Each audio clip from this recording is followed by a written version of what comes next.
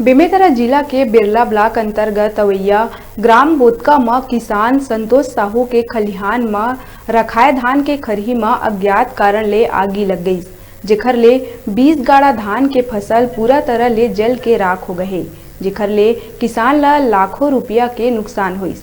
आगी कैसे लगिस ये पता नहीं चल पाही। जब किसान अपन घर ले खलिहान गईस तब आगी लग गई रहीस और धान पूरा तरह ले जल के राख हो गई रहीस। सूचना मिले में देवरबीजा चौकी पुलिस अपन स्टाफ के संग मौका में पहुंचिस। उन्हें गांव वाला मन की मदद ले आगी ला बुझाई गई।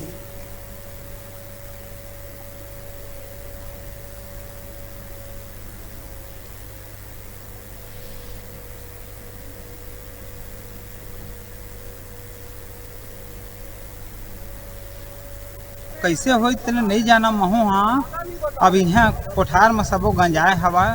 अब यह कईयों लाखों के यह नुकसान हुआ। मोर तो पूरा गए। मोर खाए बर ऐसे दही तनिक नहीं बाँचे। मोर लई का मुँह मन के नहीं है।